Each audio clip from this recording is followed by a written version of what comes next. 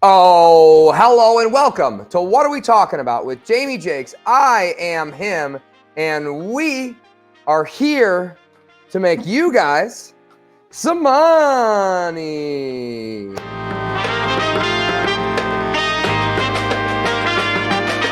Absolutely, this is the Week 18 preview, the last regular season week of the NFL season. And after going through the research, I did find that there are a lot of interesting things to actually talk about today, which I was surprised about because I did not expect there to be much to talk about at all. Last week, we had another great week. I kept my winning streak alive. I was 3-2 on the week, including a plus money Packers money line bet that felt like I cashed in the first quarter. Go Packers.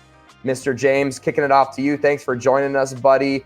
NFL insider, not a public figure. You're only going to find him here. Thank you for joining the podcast. How are you? Thank you. The exclusive deal that we signed has really helped out. It's much like the Nick Saban on the Pat McAfee show deal that we have going on. Absolutely. Glad to have you on board. Also glad to have Mr. Most Days Off, Miles Francis, with us today. How are you doing, buddy? I'm good, man. I'm stoked to be here to talk about all these wild games that'll only have like half of their starting players. So this should be a good, interesting week. We are going to have a lot of conversations about who is playing and who isn't playing. So if you're tuning in for that, that's good news. If you're tuning in to make money, that's also good news because we are red hot. Fantasy football league is still playing. You should switch it up. But other than that, it's going to be a great week. You should quit that league if you are still dealing with fantasy football championships. I also had a pretty good fantasy football season. I had a 61% return on investment in my best ball league. So look out for a video for that. I'll probably record that tomorrow. Mr. Ryan Perrio. Yeah, I had to fill out tax documentation to get my money out of my account. That's how much money I made, just to give you a little bit of a taste. Ryan Perrio, first time in a long time. We're recording here on Thursday night, which is a little bit of a different time for us, which I assume is why you were able to make it. Thank you for being on, buddy. How are you doing? Doing pretty good. Like, it's kind of bittersweet. We're at the end of the road here for a lot of football, and I feel like it hasn't gone the way people thought it was at week one. Like, I feel everything we thought week one has been absolutely dead and buried by week 4. Yep. The USA Today, we did do a preview show of the USA Today predictions, and I got to say they did a pretty okay job of predicting things. Obviously, you mix some things up. They had like the Browns in last place or whatever. But yeah, it's surprising. It's weird that it surprises us that the NFL is surprising every year, if that makes sense. You know what I'm saying? Because it's like every year it's crazy, and every year we're like, whoa, can you believe this? Is like, yeah, that's why the NFL's so freaking cool. And it is cool to have you on, Ryan Perrio. Yeah. But it was like, to this year, it seemed like every week there was like a what? Like kind of like story breaking. Yeah. Yep. Every time I got the script for each week, I was more and more shocked. I was like, there's no way.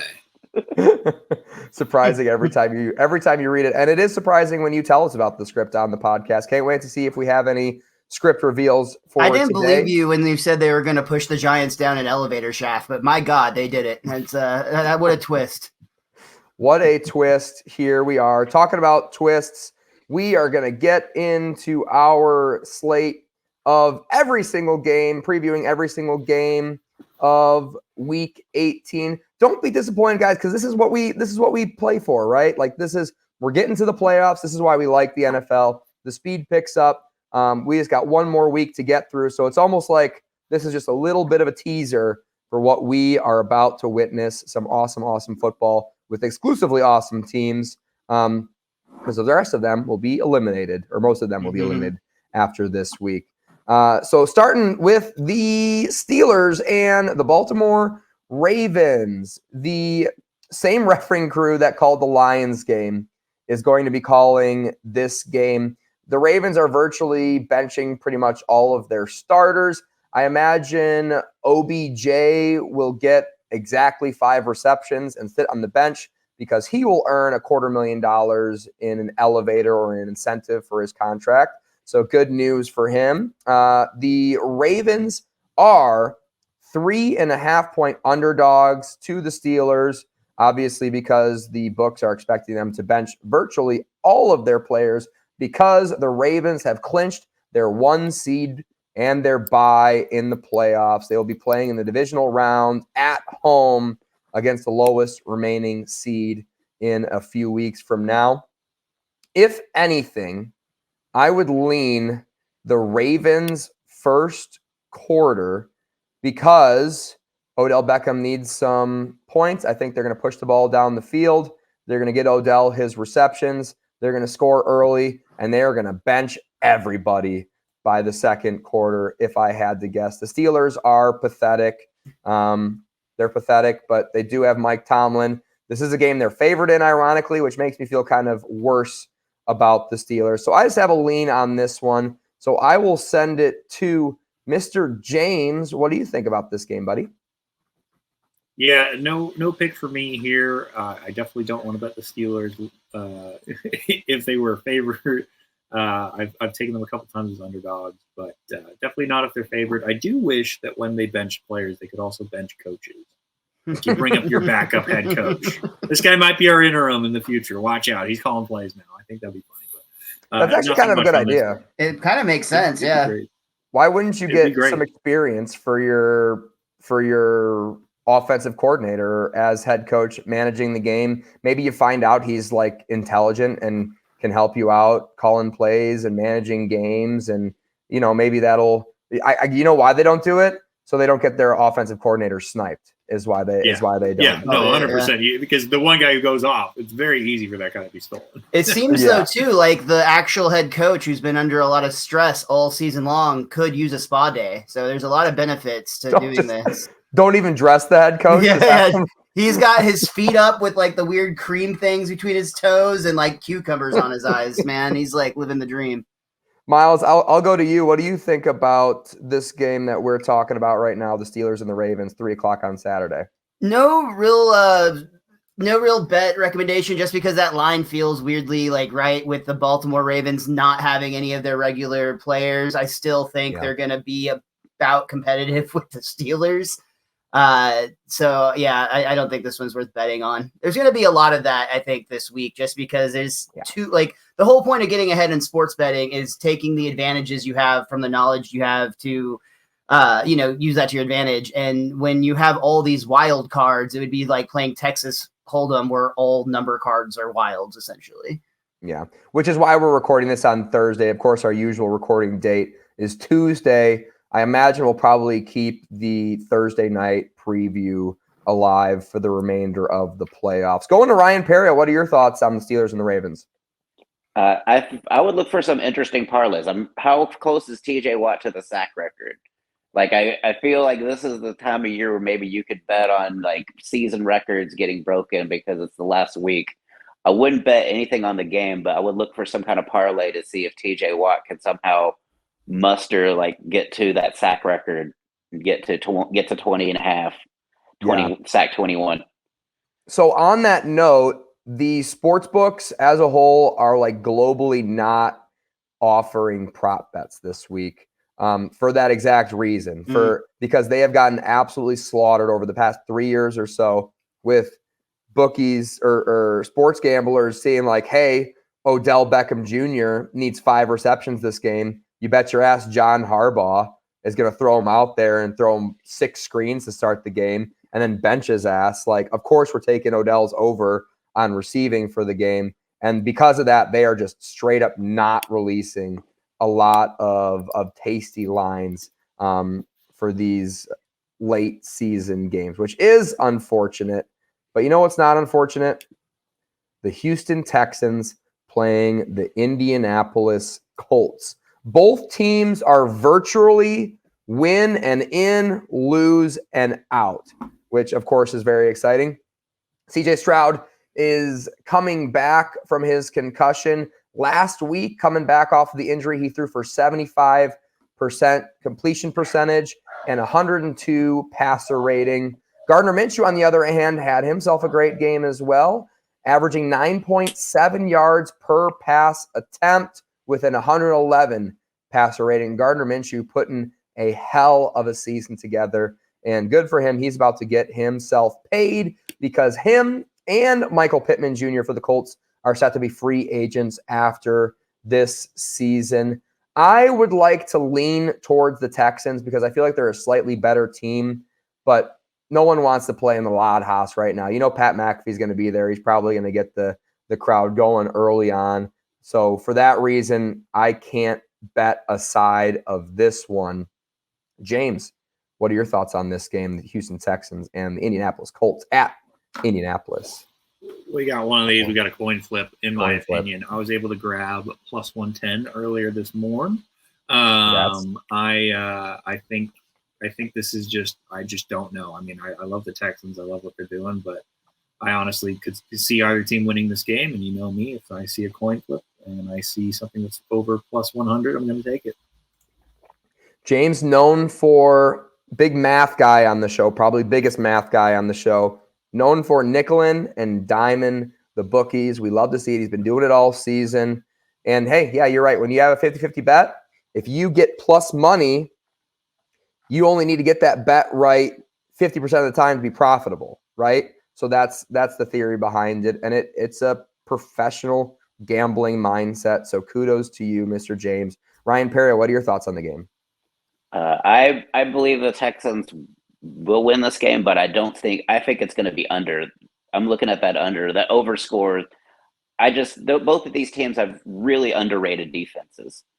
Like you're looking at two stout defenses and a division opponent that basically none of these games really, outside of when Peyton Manning played and the Texans were garbage, where they really outrageous, scores. So I would look at the under of this game. I could see this being a 21-20 or a 24-21 affair that just puts it right underneath that under of 47.5. Yeah, that's a pretty high over-under for these two great defenses. That's a pretty good lean. I can see where you're coming from. Are you going to be watching this game live, or are you working Saturday night? I am working in the Hyena's Red Room, so I will be recording and praying that I get no news. Or I may stream it on my iPad just from the bar area. Yeah, you might as well. It's a pretty good spot to do it as long as you get some good Wi-Fi there at Hyenas. But yeah, I'm glad. I'm actually happy to hear that because I am also doing a show on Saturday, and I did not want to miss the opportunity to watch this game with you. So I'm glad that was not an option that we're not missing out on. Mr. Miles, your thoughts on the Texans and the Colts? Honestly, I share almost all of your guys' your thoughts. Excuse me. Ryan makes a really good point about the under looking a little tasty there. Honestly, If I was looking at any bet, that would probably be the one I'd lean towards. These are two teams that have arguably both played better than a lot of times they've been given credit for. Yep. Incredible rookie quarterback over there in Houston. Minshew and Pittman have been an unstoppable dynamic duo, though. So I lean Colts. I lean under. I don't recommend you bet this game. Fair enough. Moving on to our Sunday slate. Full Sunday slate. No Monday Night Football this week. 2 games on Saturday and infinity games on Sunday, starting at 12 o'clock with the Jags and the Titans. Jags are win and in. Titans are playing potential spoiler here. DeAndre Hopkins needs 49 yards for a $1 million bonus and 7 receptions for an additional $250,000 bonus. Vrabel, who was a former player, will be feeding him this game, if I had to guess. If the players, anything to spite the organization, Vrabel, because they might be moving on. I've been hearing that rumor that the Titans might be moving on from Vrabel, which I don't think is a good decision. I hope it's not a true rumor. I hope they stick with him because I do believe he's a great head coach. The other side of things, Trevor Lawrence is on track to play. He did not play last week. And even though he didn't play, the Jags shut out and absolutely murdered the Panthers without him. Will Levis up in the air right now. Who knows, even on Thursday, if he will be on the field. For that reason, I am going to lean on the over 41 just because I think Vrabel is going to be really, really aggressive and maybe look for a prop bet leading up to the game, which I think will be available for they won't. I don't think they'll offer DeAndre Hopkins prop bets. I think what they will offer, however, is whoever the starting quarterback for the Titans is, whether it's Levis or a backup. I believe they might throw an interception because they'll be forcing the ball to DeAndre Hopkins because I think he's well liked on the football team. So that's my only leaning on the game. Mr. James, what are your thoughts? I'm tempted by the Titans here. I really am. If anybody's going to make a team play when it doesn't count, it's Mike Vrabel. Yeah. I have not been bringing myself to pull the trigger on this, but I would say if you at home are considering it, I think this is one that makes the most sense. The majority of my bets involve needing to get in the playoffs in some way. This would be the only game where I would say, okay, this is the team that could be like, we just want to do a giant middle finger to the Jaguars and ruin their season. And if anybody's going to get that done, it's Mike Vrabel. The guy's a beast. The guy's a maniac. Definitely don't fire him. I lean Titans on this one, but I haven't taken it personally. Ryan Perrio? I feel for the Titans because I feel like they're the most unlucky team in football. Like they had the Colts dead to right 2 or 3 weeks ago and literally let them off the hook in overtime. I feel like if there's one player on the Tennessee squad that gets up for these games, it's Derrick Henry. Like every time the Tennessee and Jaguars, Derrick Henry rips a 90-yard run. I could see them feeding him and Tajay Sharp and just if they can get the lead, just playing a game of keep away and just running the football. Because Jaguars do have a little bit of a pass rush. So I could see Tannehill or whoever they get to start in Tennessee having issues with that since last week they were with a down Texan squad outside of Will Anderson still seemed like they were under fire. So I believe if Tennessee can get the win, but I'm going to lean Jacksonville. I just think that they have too much of a good thing, and they're going to basically just snuff out the Titans this week. Yeah, that's Tajay Spears, the backup rookie running back for the Titans that Ryan was talking about. Mr. Miles Francis, what are your thoughts? Another boring one for me just because I don't really want to bet on this game. I sort of lean towards the Jaguars, kind of the same train of thought that James had, just on the other side of the coin. I think that the Jags are going to step up. They've been up and down all season, and I think that they're the type of team. They've got some players on their team, I should say at least, that are just going to, put it on their shoulders and get it done sort of thing. Yep. Moving on to the next slate will be the Buccaneers and the Panthers. Our podcast MVP, Baker Mayfield, finally let us down. We knew it was going to happen eventually. We didn't think it would be against the Saints, but it was. The Buccaneers lost last week to the Saints in a game that they were favored to win. The Panthers, like we just said, were shut out last week in a very embarrassing defeat. We thought that maybe, or I thought, I don't mean to speak for you guys, that Bryce Young may have had his breakout game against the Packers on Christmas Eve with a QBR of 79. Against the Jags, he had a QBR the following week of 12, which is not good, which was also, by the way, not his worst QBR of the season for a game that he played. Yikes. What's the lower, his QBR or the Panthers ticket prices? That would be an interesting prop bet, like walk-in seats for the Carolina game. Or what do you think it is on Ticketmaster right now? I actually 12 cents in order to honor his big loss. Maybe James can look that up for me as I continue to preview this game. So like I said, maybe we're looking for a bust candidate out of Bryce Young, the last season's first overall pick.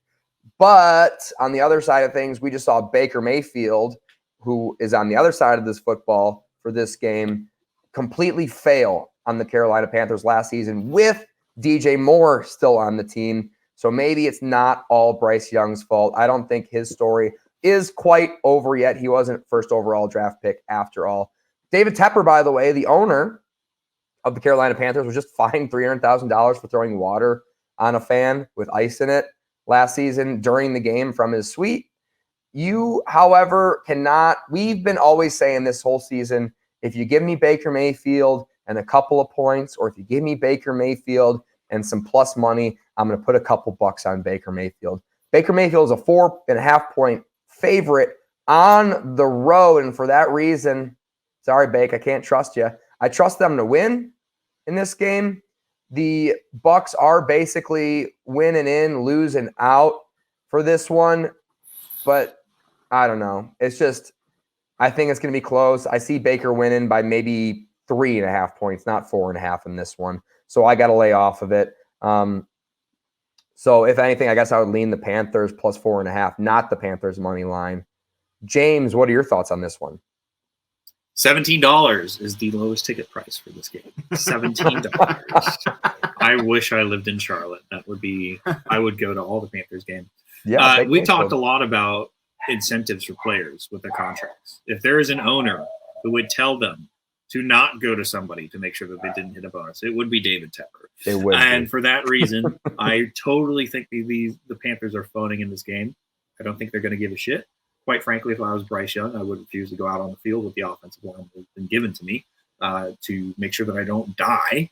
And lastly, I think I might be buying a ticket to this game, sitting right in front of David Tepper's booth and giving him as much shit as possible, because if he throws a drink on me, 100% I will be suing him for assault, because that is assault in America. What are you going to get your $12 back? I am going to sue the shit out of this guy, and because of the amount of money that he has, his small claim that I get from him, I'll take my own $300,000 and say thank you very much. Slip on the ice. I've got the Buccaneers minus 4.5. Yeah. Wow. My neck hurt after that water throw. Bucks minus 4.5. I think this is going to be an absolute trouncing. I don't think the Panthers score 8 points. Hell yeah, I love that. I did think like the Dave Tepper handicap. I just don't think the players themselves really are affected by Tepper's shenanigans directly. I will disagree with you there. I think Finally got some crossfire. NFL insider, James, you know something? I think this team is beyond fed up with somebody who is not going to allow them to grow as players, develop as people, and let alone be an asshole. So I think his days in the league are numbered. I think I've heard rumors about the Epstein list, perhaps him being involved in that. The other owners would love to remove him and take any excuse to do so. I'm kind of shocked that the water throwing situation didn't involve a vote by the other owners. Nobody in the league likes this guy. Wow. Well, I did check the Epstein list for his name. I do not think it was on it, unfortunately. We have a round 2 coming out, so there's still hope. That's what I hear. Yeah. A couple redacted names on that original list anyways. Ryan Perrio, what are your thoughts on this game? Buccaneers are they're going to basically dismantle them and make sure that they win this game. It's going to clear 4.5 easy. I don't think Bryce Young is a bad QB. I think he was just put in a bad situation, only made worse by an impatient owner that traded from 9-1, basically left his cupboard bare to get the number 1 pick this year. And I think it'll be a warning for other teams that are picking outside the top 10 to jump to number 1, and you won't see that kind of move again, because it's similar to what the Redskins got from the Rams for Robert Griffin. And I think once you do that, then you're putting your top prospect in harm's way. But yeah, give me the Bucks. Easy money. So that's Ryan and James on the Buccaneers. James, by the way, NFL Insider, if you've listened to the podcast in the past, you know where all of his information comes from, in which specific school. And I'm going in my Rolodex of like who might be from that school on that team. And there's some significant figures after I ran it through the old Rolodex. So what does James know? Who knows? Maybe he knows a little more than he's letting on. Mr. Miles, what are your thoughts on this one? I've got 2 bounce back predictions this week, and the first one is Baker Mayfield. He knows that he let us all down a little bit this last week. He feels bad about it. He's going to use this stomping ground of a team. The Carolina, just like the Panthers, one of the worst teams in the league. I agree. They're going to phone it in. They have nothing to play for. Baker Mayfield's going to go in there and destroy, and that's why this is my first no-brainer of the week. Put your house down on the Tampa Bay Buccaneers covering that spread.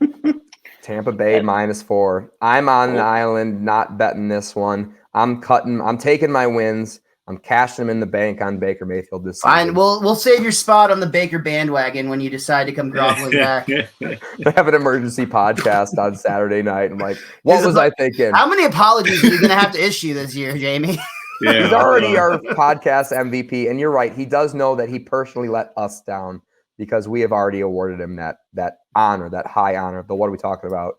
MVP of the season. Moving on to a game I have a lot of thoughts on, the Minnesota Vikings and the Detroit Lions. The Lions coming off of that big loss in a game that I was live at. You can check a couple of clips I have being live from Jerry World in Arlington with my family. An absolutely spectacular time.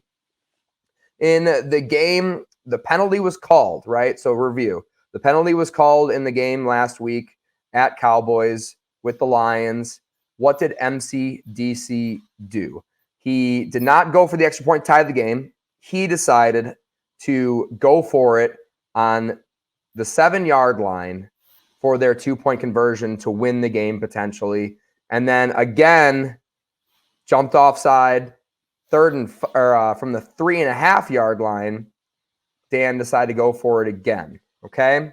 MCDC said, Motor City Dan Campbell said that he is starting his starters, but despite not having a whole lot to play for, they do have the 2 seed up in the air, dangling a carrot in front of them, although it likely will not come to anything. But if anything, maybe they will avoid Stafford because of it. I believe this will be a raucous Ford Field because all the people who cannot afford the ticket prices for the playoff game, the first home playoff game in my lifetime that the Lions have ever played, cheapest ticket right now is $386. Ooh. I did check that before the game. That is a cheap seat. That is not that cheap. Kirk Cousins on the other side of things, set to be a free agent. Nick Mullins is starting this game. This line is set at Lions -3. And for the same reason, Dan Campbell decided to go for it from the 7-yard line and go for it on the 3.5-yard line is because I think he's a little bit stubborn and maybe has a little bit of a healthy ego with this football team as an offensive-minded head coach. For that same reason, I think Dan Campbell fires the boys up for a generally meaningless game and absolutely kicks the piss out of the Minnesota Vikings, easily covering this spread. Maybe give me an alternate line up to 6.5, 7.5. I do not care. I think the Lions absolutely destroy the Minnesota Vikings in this one and play their starters the whole game because I think they need to win here. And just for their emotion going into the playoffs, I think they want to win this one bad. James, what are your thoughts on this one? So this is my script game of the week. I was fact this one over and I was not happy about it, but I have to report what I have to report. Around the second quarter, Harrison Bader is going to come down hard. He's going to come hard on a tight end or a wide receiver and knock them out of the game. It's going to be a sombering moment for everyone. And the Lions will say, hey, this isn't worth it. Let's take the 3 seed. And the Vikings are going to win this game. You son of a bitch. Wow. I hope they take Amon-Ra. I'm the messenger.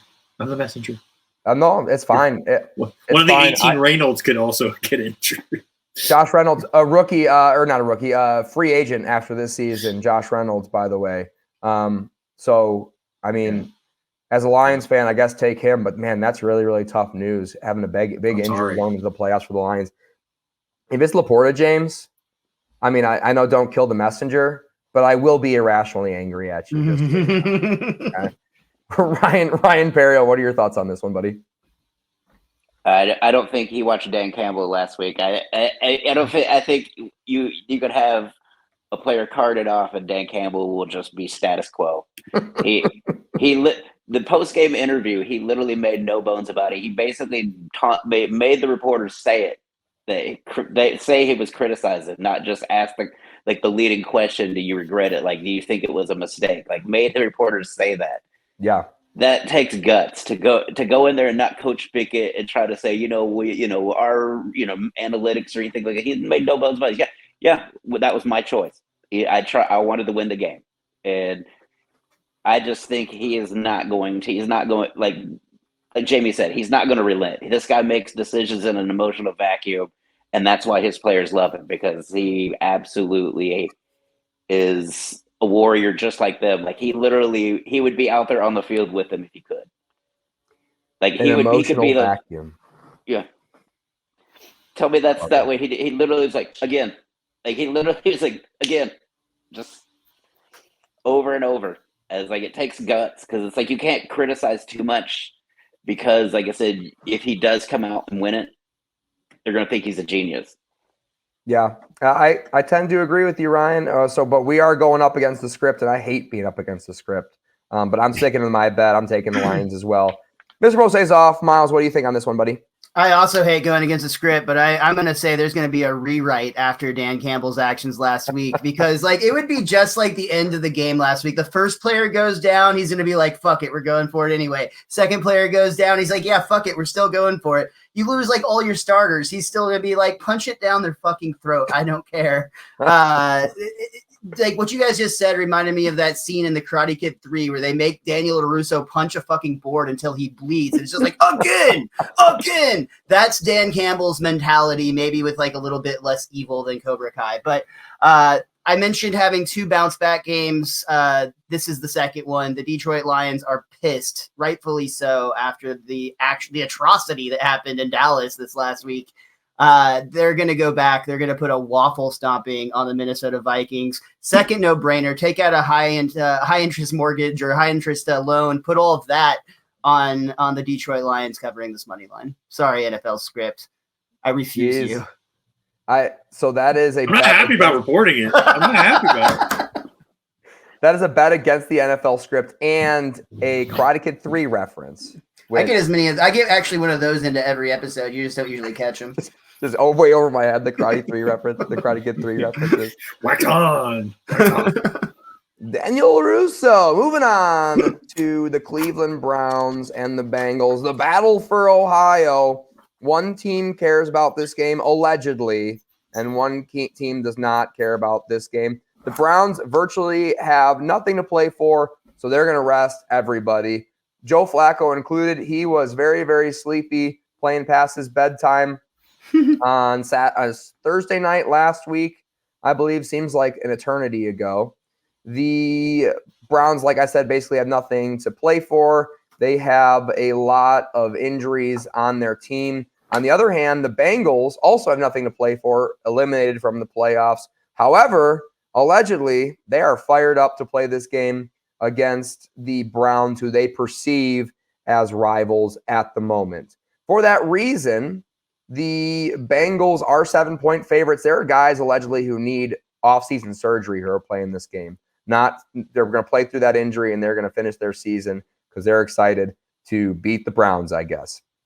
I think we have seen this season how much depth this Cleveland Browns team has. We are going to see their 5th starting quarterback for this one, so who knows how that's going to go. A lot of the Bengals are going to talk a big game about this one, but on Thursday and Friday, they're going to be sitting down with their wives and their kids, planning their vacation, booking their flights for Sunday night after this game is concluded so they can get the hell out of Cincinnati and get to someplace warm. And I think they're pretty excited about it. So I don't think they're going to be quite as motivated and not nearly as focused as I think they're claiming to be. So for that reason, yes, please. I don't care if Joey Flacco is not playing. Give me the Browns. Give me the 7 points at Cincinnati. I don't expect that crowd to be too excited either. So for all those reasons, give me the Browns +7. James, what do you think? Yeah, I think while college football bowl season is completed, I'm disappointed that we're not calling this the Skyline Chili Bowl. That's just disappointing. I think that would be a fabulous bowl name. Yeah, I agree. When you are booking your shore excursions on your cruise, you can't do the zip line fun adventure extreme with the kids if your leg's broken. No point in playing this game if you're a Bengal. Dear Lord, if you are going to have off-season surgery, don't play this game. What are you doing? Protect your scratch, man. Protect your cash flow. What the heck? That might be the worst decision of all time. Not worth it at all. You're also playing for the Cincinnati Bengals. Who cares? I like +7 as well. I sort of skipped over this one because I was like, neither team cares. But yeah, +7 is a ridiculous number. +245 is a ridiculous number. I think both of these teams are. The Browns backups are just as good as the Bengals starters. So I think +7 is a great bet on this one. Yeah. Kevin Stefanski, lock of coach for the year. What a victory lap it would be for Kevin Stefanski to figure out a way to beat the Bengals with their like fifth string players, their practice squad players, while claiming not to care about it the whole time. Handing the ball off to Pierre Strong 45 times and somehow pulling off a win. Miles, what are your thoughts on this one, buddy? Dude, James is like, it's the Bengals line is really how I feel about it. Like, these are like two of just like, I would say maybe the Bengals have a slight edge because they're mad that the Browns are called the Browns, but they use their color. I don't know. Like, it's a terrible game. Go on vacation. Don't get hurt. Don't bet on this game unless you really feel compelled to. Well, I do, Miles. Fair enough, though. Ryan Perrio? Well, to answer your question, the Browns, Paul Brown was fired from the Browns, so he gave the Bengals his same colors that he had in Cleveland as recompense for the Cleveland Browns firing him. His team was named after him, by the way, too. That's why they're called the Browns. Yeah. However, the Bengals are getting amped for the Pro Bowl this year. They're getting geared up. They're throwing frisbees in the locker room, getting that dodgeball hand ready.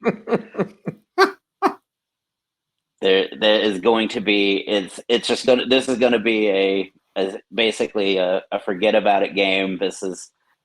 I don't think they'll cover that spread. Take the Cleveland Browns. It's a fun bet because you know that defense, no matter how many players they sit, is still pretty lethal. They pretty much had Texans under wrap, which without CJ Stroud, but they still had Texans pretty much absolutely shut out minus a kick return for 3 quarters. So for the 4th quarter, they still were coming after and getting stops left and right. So I don't think Cincinnati can get a 7-point lead on this defense. Yeah, I can't wait to live stream, watch party the Pro Bowl dodgeball game. I think that's really what we were built for.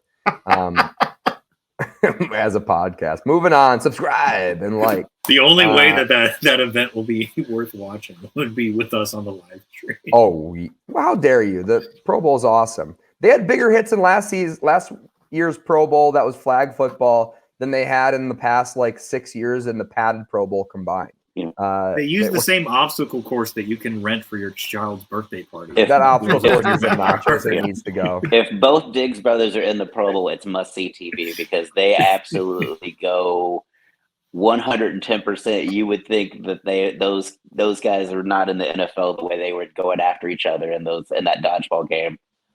Yeah, I love dodgeball. Some of the events need a little bit of tweaking. But moving on to the Falcons and the Saints. The Saints need the Buccaneers to lose, and they need to win to make it into the playoffs here.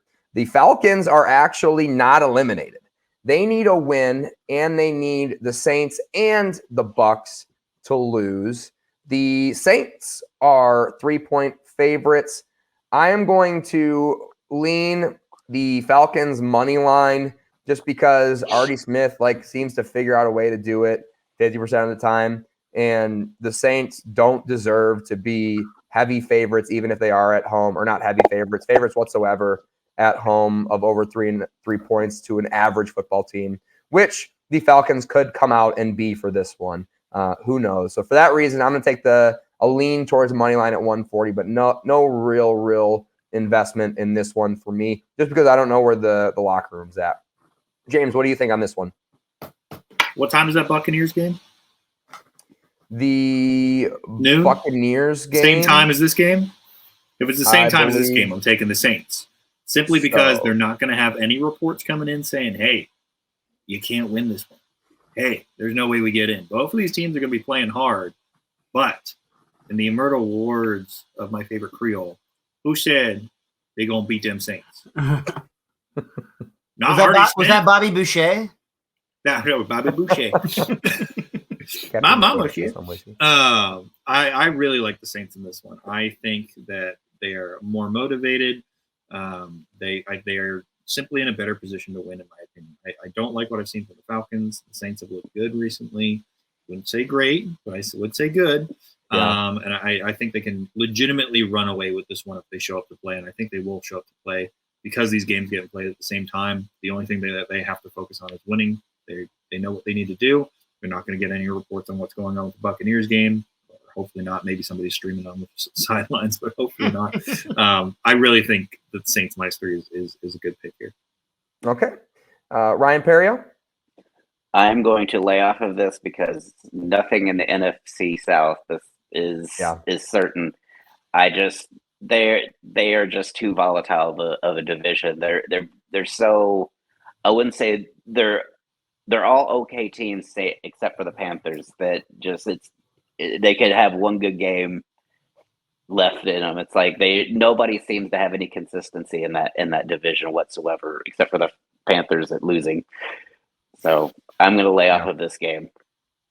Yeah, same reason, that volatility is why I'm just leaning towards the money line. But yeah, I just a lean for me. So Miles, what do you have on this one? So far, I've either been all no-brainer or just no recommendation, and I'm back on the no recommendation. I lean Saints slightly. Yep. Moving on. So we got one recommendation to the Saints on that one, to the Jets and the Patriots. And I actually do have a bet on this one. Here's my preview of the game. The Jets and the Patriots are dead. Who's a better head coach? Bill Belichick.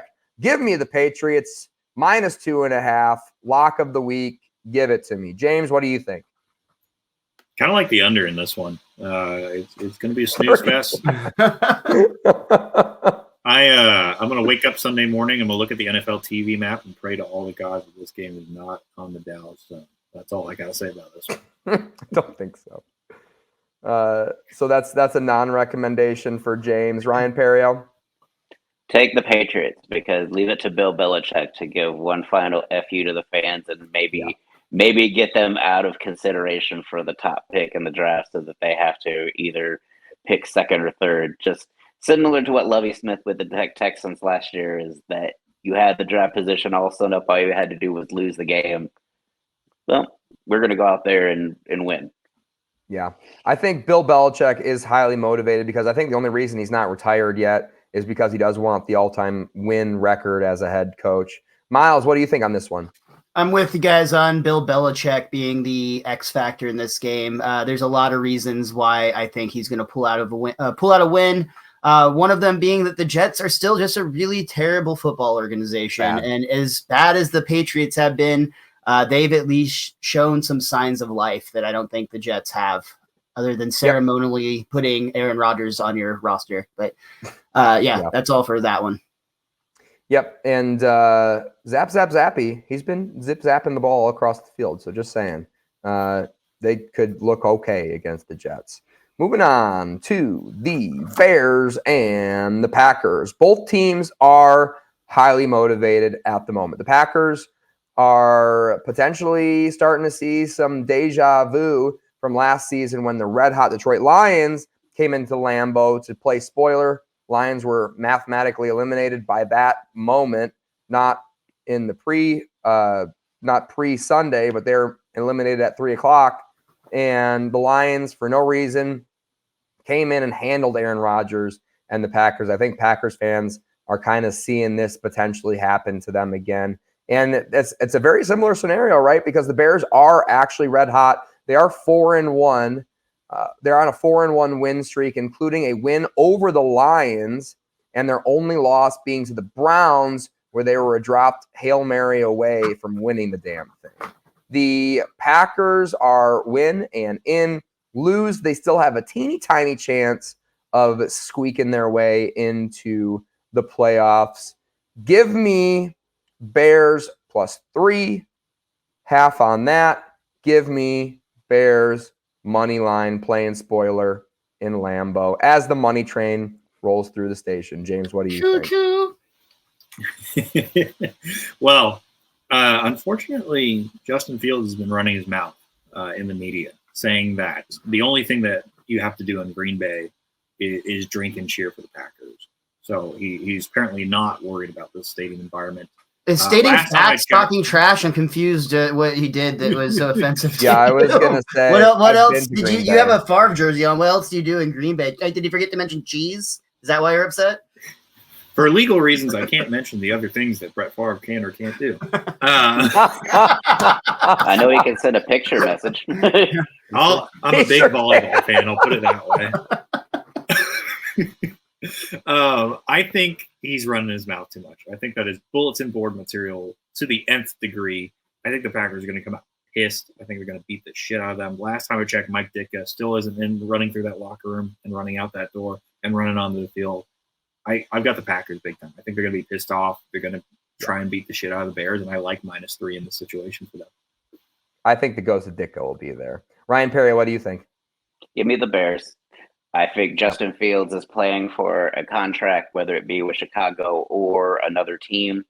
He is highly motivated. He has a weapon in DJ Moore. He also has a running game, and the Packers are kind of getting healthy, but I also could see Jordan Love really struggling, especially against that Montez Sweat pass rush. Mm-hmm. And I could see a scenario where the Packers can't pull it out. So give me the Bears, especially that money line, like the 136. That's especially a division rival game. Like you can't count out your division rival. You hate them for a reason. Yep. Conversely, Ditka's not walking on that field. Aaron Rodgers isn't walking on that field for Green Bay either. That's a good point. Miles, what do you think on this one, buddy? My opinion completely changed when James just dropped the trash talking situation, because now that I know that Justin Fields is such a terrible roaster, I can't bet on that guy. So Green Bay all the way. That's like if you're too nice of a person or a roast and you're just like complimenting the person that you're up against. I don't know. Like that. It's like, gee, guys, you like beer and football. And they're like, yeah, man, like that's true. Thanks for noticing. That's kind of our whole vibe here. Yeah. But on that note, guys, I unfortunately do have to bounce. Best of luck to everybody making all of the money. I'm sure these three are going to guide you right with the next next half of the list. You can follow me everywhere at Mr. Most Days Off. If you're in the Dallas area, I've got a show in McKinney at Comedy Arena on Friday, Dallas Comedy Club on Saturday, Sharks Comedy Club on Saturday. Come out and see me, and I will be back on this podcast Sunday with Jamie Jakes to commentate football. Live stream watch party. See you then, Mr. Miles. Thank you as always for joining us. We will see you Sunday, and we are going to move on. My AirPod's about to die, by the way. So we're this is like Survivor when they put out Torch. Yeah, sorry, buddy. You're off the island. Got a good run. You're off the island. Moving on to the Eagles and the Giants. The Giants are 4.5-point underdogs at home to the Eagles. The Eagles have recently been totally exposed as frauds. They are on a 1-4 streak, losing left and right. The Giants look like a competent football team with Dayball and Tyrod Taylor throwing the pigskin all over the yard. I have to lean the Giants money line. The only reason keeping me off of it is Tyrod Taylor. He's bound to, I don't know, like get stabbed in the eye and lose vision or something weird leading up to this game because Tyrod Taylor always finds a way to get injured. So that's the only thing keeping me off of the Giants on this one. But I do have a lean to their direction. James, what are your thoughts? I was literally about to say, as long as nobody punctures his lung pregame, he should be okay. Yeah, crazy like that. No, I mean, that's how it happened last time. He was trying to get a back injection, and they missed the Justin spot. Herbert. That's how we got to start. Anyway. Yeah, no opinion on this one. People have been saying Marcus Mariota is better than my boy Jalen. So maybe if he's playing, you might want to bet it at home. But I've got no lean on this one. Okay, Ryan Perrio. I'm leaning the Eagles just on the fact that at some point, Nick Sirianni has to realize he has to run the ball more. Yeah, I don't know. I think that their offensive coordinators I think he's too buddy with Jalen, and he gives Jalen too much freedom on the field. And I think Jalen's not running the ball. I think he's deciding to run it himself. He's deciding to hold the football for these big plays that don't seem to exist. I think Nick Sirianni needs to get in that offensive room with that coordinator and say, what the fuck is happening? Yeah, get this under control. Get this back to basics. Because right now, to me, the only fraud in that organization is Nick Sirianni. That all his coordinators are doing a bang-up job of their work and making him look good. And now that they've both vacated, they both have. Well, he didn't play Shane Steichen, but his defensive guy just basically beat the brakes off him with the Cardinals. Yeah. Okay, so that not much to talk about for the Eagles and the Giants. There's a couple of leans left and right. Who cares? But yeah, that Nick Sirianni thing, that's an interesting situation. Philadelphia, known to fire good head coaches, and I like to believe that Nick Sirianni is a good head coach. I like the cut of his jib, but yeah, in Philadelphia, you can get cut out pretty quickly. To be fair to him, he lost both coordinators last season. That's never going to be easy to bounce back from, but also, to be fair to people who want him fired, still got Jalen Hurts, right? Still got an offensive line. Still got A.J. Brown. So figure it the fuck out over there, buddy. Yeah. Moving on to the Seattle Seahawks and the Arizona Cardinals, which is a game that is going to happen this week. The Cardinals came off a big win this week. It was not Kyler Murray. It was James Conner, the story of the game, the way that they were taking out the Eagles. James Conner had 26 carries for 128 yards and a touchdown. The Cardinals have been eliminated, and the Seahawks need a win and a lot of help to sneak their way into the playoffs, but they're not quite dead yet. Give me a lean towards the Cardinals and them just kind of trying to figure out a way to keep it close and win at the end with Kyler Murray and a bomb of some sort to Michael Wilson or something, but not enough for me to really be super excited about this one. James? Yeah, I really like the Seahawks in this one. I've taken the Seahawks -3. I think Kenneth Walker is going to have a good game. I would expect that this team pulls out early and keeps it. I don't expect to see very much back and forth, to be honest. I think the Seahawks are going to take the lead early, control the clock, run the ball very well, and we're probably going to see them win by about 14 to 17 points. Okay. Hey, Bobby Wagner, Kenneth Walker, I love it. I kind of agree with you there, but not enough for me to get too excited. Ryan Perrio? I'm going to take the Seahawks, but the real revelation to me in that game last week was Greg Dortch. If the Cardinals somehow land Marvin Harrison Jr., he is absolutely a stout number 2. He absolutely was uncoverable for the Philadelphia, which isn't saying much because Philadelphia hasn't been able to cover anybody all season. Yeah. But he absolutely ripped through like 3 guys there at the end to set up that game-winning score. He was mighty impressive. But give me the Seahawks. I just think they have way too many weapons, especially with Jackson Smith and Jigba starting to get into that receiving mix with Lockett and Metcalf. I think that they just have too much, and it's just you're good. It's been a good run for the Cardinals, a surprisingly good season when everybody thought they would be absolute where the Panthers are. So yeah. I kind of agree with y'all in certain different ways. But moving on to the Cowboys and the Commanders. The Cowboys are going to be scoreboard watching the Eagles game. If the Giants can pull off a win, the Cowboys clinch the division. The Commanders look a lot better with Brian Robinson. However, he did not look great on the stat sheet last week. The Cowboys defense is last place in yards per game in the last 3 weeks of the NFL season. They have played some very tough offensive opponents in that span. However, for all of those reasons, I am going to lean to the Commanders. It's a lot of points for the Cowboys to cover at home, especially the Cowboys feeling a little bit fat and happy and maybe like being more focused on the scoreboard of the other game than the scoreboard of their game. And then they're just going to have to find out a way to win at the end. So that's what I think on that game. James, what do you think? I've been saving my largest play for the entire year for this game alone. Okay. I have never taken a money line this big before. Cowboys -850. I'm just kidding.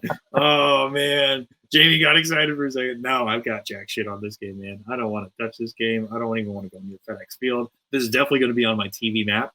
Fuck, damn it, no. I agree with you actually. +13, probably a good bet to do here. Cowboys are going to be lackadaisical. They're not at home, so they don't have the whatever curse that or uncurse, or I think they have just an Indian burial ground at every other team's stadium and just not theirs or something. I don't know what they're doing at home to make it that good, but yeah, I agree with you. Plus 13 is probably the best pick for this game for sure. Yeah, Ryan Perrio. I agree. I think the Cowboys spend this game getting their running game on track. I think they have playoffs is about grinding and ball possession. You can't just throw it around the yard in the playoffs. That's been proven every single year.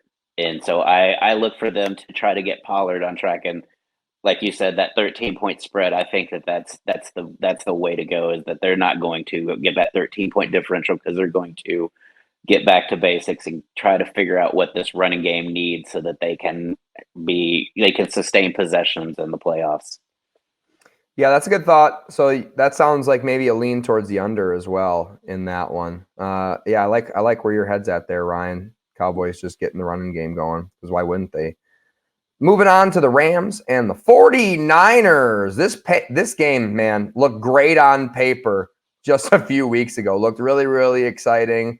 Bad news is nobody is playing. Badder news is that these two teams are notoriously known to have very, very poor depth the way that they were built. This game is going to get ugly, ugly, ugly. This is going to be a preseason game, and this over-under is way too high. Give me the under all day, under 41. I don't know who the hell are supposed to be scoring these points against these teams. And like I said, there's not a lot of depth anywhere on either side of the ball. Puka Nacua needs a few stats to get some rookie receiving records. I expect McVay to achieve those for him in the first quarter and then get him the hell off the football field. James, what are your thoughts? Put this one on Saturday at noon. This is like when you're playing your Madden franchise and you're just like, I'm just going to quick sim this game. I don't even give a shit if I win or not. That's how the Niners should feel coming into this. I think it's honestly a bigger coin flip than what we saw earlier with the Colts Texans, and plus 160, plus up to plus 175 that some of us may have grabbed this morning for the Rams. I think there's value in that, because I truly could not tell you what either side is even going to put on the field, let alone who might even score points in this game. Yeah, this will be the game where you'll need your roster on your phone while you're watching. You're like, who the hell is lined up at wide receiver on this play? Ryan Perrio? This is Sam Darnold's coming out party. But I would lean. Only thing I would lean is probably just 49ers, just because they have terrible depth, but I feel like I think Shanahan's still a better coach than McVay. So I believe that the 49ers will still pull out this win fundamentally. It's going to be a 17-10 game, but I think it's going to be the 49ers that take the win, just because I think coaching, can supplant lack of depth, and I think he's just a better coach than McVay. That's interesting. I would agree with you. I think the coaching difference, however, is more marginal than you're giving McVay credit for. I think McVay is an upper tier head coach as well, which is the only thing that keeps me off of what you're thinking. Moving on to the Chiefs and the Chargers. The Chargers are eliminated. Easton Stick has been okay, but he can't throw any touchdowns. He hasn't thrown a touchdown in 2 weeks. Austin Eckler needs 122 total yards in this game for a $100,000 bonus, so they might be trying to feed him. He will not very likely be with the team next season. He will be a free agent, and we'll get to see where he goes to blow up some backfield for some poor sap in Dynasty Fantasy Football. The Chiefs don't have much to play for, and they are banged up. So for that reason, the Chiefs are expected to bench pretty much everybody, which is why we're seeing the Chiefs getting 3 points at the Chargers Stadium. I am entirely laid off of this one. James, where are you at? Oh, man, I'm laid off like anybody who had a job when COVID started. That's I'm laying off how much I'm laying off of that. So, yeah, I'm furloughed from this game. Fair enough. Ryan? What a coup would it be if the Chiefs signed Austin Eckler in the offseason? and put that running back with that in that offense with I like that. him and Pacheco splitting time, because Pacheco's showing off a little hands this last couple of weeks. Like he's been out in some routes now that I guess the book's out that the wide receivers are not receiving anything. So I would say I'd lay off of this game too. It's gonna be basically, if you only true fans are watching this game and and they're only watching it half-heartedly. Yeah, Rashee Rice, other than him, it's been an absolute disaster for that wide receiver room. And it's not been even due to injuries like it has been in recent history with that room. It's just been bad all around. Moving on to the Broncos and the Raiders. I think this Broncos team hates Sean Payton. I think this Raiders team loves Antonio Pierce. Give me the Raiders -3. James? Yeah, I think this is purely how much do you like your coach? Are you going to show up for this game? I agree with you. Raiders is probably a good bet on this one. Brilliant. Ryan Perrio? I agree. The Raiders inspired football will beat, a lot of things in this league. They won't beat the great teams, but they'll beat a team that's that's phoning it in. And that's what Denver's doing once they're eliminated. I think the Broncos are trying to find the quickest route out of that locker room once that game's over to get out of that toxic environment. Yeah. And we'll see what happens this offseason with that team. Yeah, you don't want to delay your flights because you can get snowed in Denver and then you're going to be stuck there for a while. So yeah, I think all of the focus is going to be on the Raiders side of the football. Moving on to our Sunday night spectacular.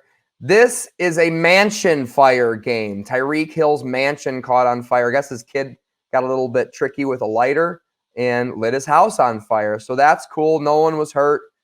Just a lot of things burnt up. And this is unprecedented. I don't think we've ever had a mansion fire game in the NFL.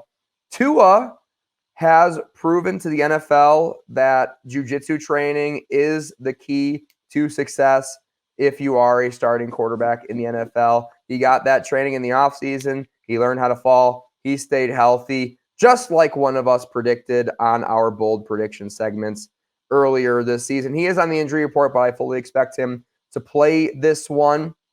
The Bills are win and in, lose, and they still have a pretty darn good shot of making it into the playoffs. But they'll know that because this is the last game being played. They might know that they have the playoffs locked up, and they may decide to sit people short notice if that does in fact happen, or sit Josh Allen and Stephon Diggs and the boys after the first quarter or whatever, keeping them a little bit fresh going into the playoffs. This line also, I would love to hear what the script writers are thinking for this one. Doesn't make sense to me, even if the starters play, because I think the Dolphins are well within the realm of the Bills. I realize the Dolphins have had trouble with good football teams, but I don't know if the Bills are like in that upper tier of good football teams that the Dolphins tend to struggle with. We've seen them beat up teams in that tier. In my opinion, I expect the Dolphins to be highly motivated for this one and come out and beat the Bills. So give me the Dolphins +2.5. Give me the Dolphins money line. Sorry about it. James, what do you think?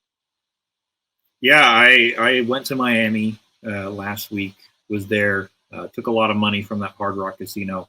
I'm sorry, Hard Rock Casino. I'm sure you make a lot of money from other people. But probably was the only person who bet a lot of money on the Ravens money line. Walked away with cool 225 in that casino, and then put it all back on the cash machine and doubled that up. And I was surprised security wasn't swarming me saying, "Hey, sir, you can't be here anymore. You're taking too much of our money." So sorry, Seminole Tribe. I totally agree with you. I mean, the Miami Dolphins here is just a no-brainer. You're going to give me plus money on the Dolphins against the Bills? I mean, come on, easy peasy. Give me that. Give me that. I'm hammering that. That's a multi-unit play for me for sure. Oh wow. Okay, so that's a super bet of the year for Mr. James. Yeah, and it's a lock. Throw 100 units on it. Find a loan shark. Get that money from him. Put it in here and give it right back. It's easy peasy. Give us the Dolphins. Ryan, what are you taking? I don't think the Bills are going to sit anybody. I think that they're going to keep going. I think Joe Brady is going to keep that offense going. And the Dolphins, it's not good football teams. I think the Dolphins struggle. I think Dolphins struggle with physical football teams. Teams that just constantly are up in their grill. And the Bills beat them handily last time.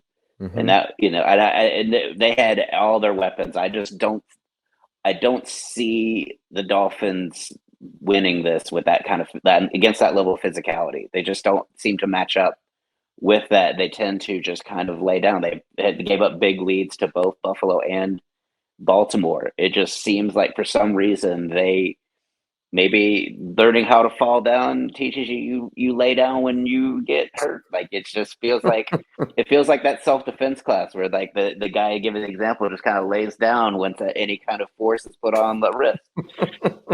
I just don't feel like this Miami Dolphins team plays with a physical, and they lost some of their defense with Bradley Chubb, and I just think that they're going to really struggle, and I think Buffalo is going to keep that mojo going because it's once you get in, it's who's hot, and I think if the Buffalo Bills can come in there on a hot streak, that's going to make every other AFC team a little nervous outside of Baltimore about facing this franchise. Yep, I agree. I think the winner of this game is going to be making a lot of teams nervous, or at least one team nervous come playoff time. This has been What Are We Talking About with Jamie Jakes. I am him. You can follow me at JAMJKS on X. Please subscribe to the channel. Leave a like. Leave a comment if you've been following us all season. We will be making gambling predictions for the playoffs, so stay tuned for that. And we will be doing a live stream watch party of the Bills and the Dolphins game. So we're going to have a good time doing that as well. NFL insider, not a public figure, James, thank you for joining us as always. Buddy, what do you have to say to the audience? Well, there is a Monday Night Football game occurring. It's just not a professional football game. I am taking Washington in that game. My University of Alabama Crimson Tide lost. Congratulations to the Michigan Wolverines. They did outplay us. We did lose that game, unfortunately. But the way Michael Penix is playing, quite frankly, he could be playing about 3 or 4 of the NFL defenses and still probably win that game. So that's my opinion for that game if you want to bet on college football as well on Monday night. Yeah, I obviously not a college guy. I'm just now learning of the people who will be drafted in the first round of this upcoming season. And oh boy, Alberta. I was excited to see Mr. Penix over there for Washington. I was like watching, and I'm sure you guys who've been watching college football all season, been watching this Washington team play at like midnight, I'm sure all season, are like, yeah, Jamie, obviously. But I was like, oh, that's an NFL throw. That's an NFL throw. That you should have seen him when he was at Indiana. Indiana was when wild. I knew. At Indiana, I was like, my God, if this guy has anybody good around him, he is going to be a stud. And he is. I'm excited to see Ohio State to the brink, I think, that year when he was in Indiana. He did. He was incredible at Indiana. And his year at Indiana, their stadium was under construction for every single year he was at Indiana. It was ridiculous. Every time he turned onto an Indiana home game, they were still doing construction on half of the stadium. That poor guy had to deal not only with greater opposing defenses than his offensive line, but also had to deal with the noise of the cranes going on while he was playing his game. It's fantastic if you want to look it up. Well, he's bringing all the money into the program, and so they gotta launder it somewhere, I guess. So it kind of makes sense. Ryan Perrio at Ryan Perrio on all social media platforms. Thank you for joining us as well. Are you busy on Sunday? On Sunday I am not.